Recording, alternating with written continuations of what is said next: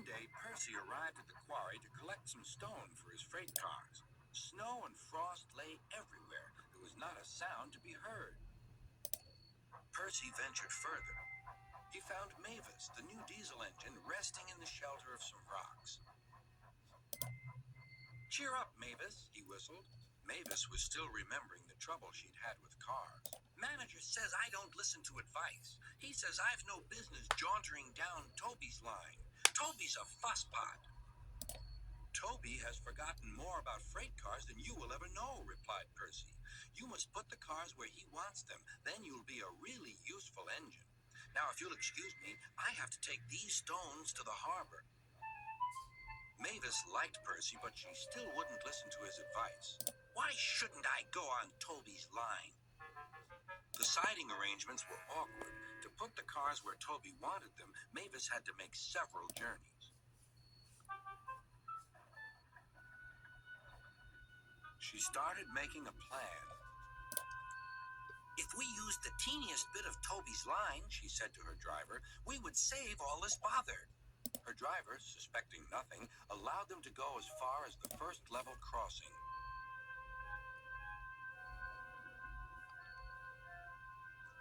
A few days later, the weather changed. As the snow melted, the quarry grew busy again. Some trains were so long that before leaving the cars for Toby, Mavis had to go beyond the level crossing with them. Now for her plan.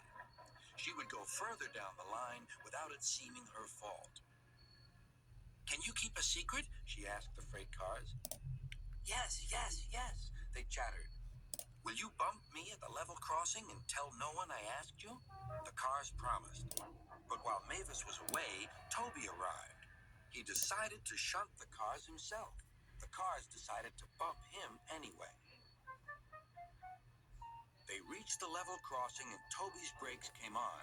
This was the signal for the freight cars. On, they yelled.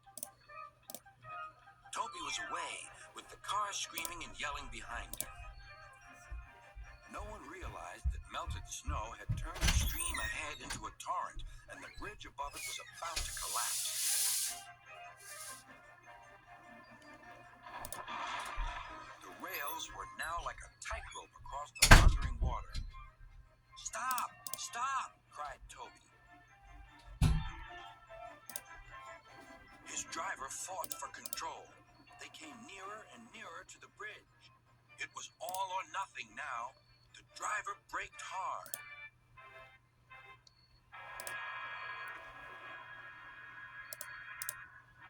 Toby stopped, still on the rails, but with his wheels treading the tightrope over the abyss.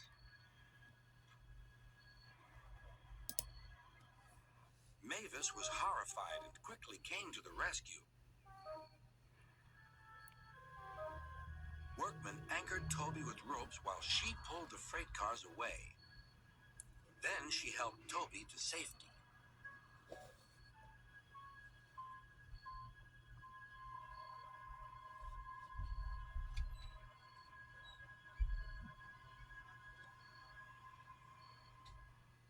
"I'm sorry about the cars," said Mavis. "I can't think how you managed to stop them in time." "Oh, well," said Toby, "my driver told me about circus people who walk tightropes, but I just didn't fancy doing it myself." Later, Sir Topham Hatt arrived. "A very smart piece of work," he said. "Mavis, you did well too, I hear." "It was my fault about those cars, sir," she faltered. "But if I could what? Come down the line sometime, sir? Toby says he'll show me what to do." "Certainly," replied Sir Topham Hatt, "if your manager agrees." And so it was arranged. Now Mavis is as happy as can be, and Sir Topham Hatt thinks she's really useful indeed.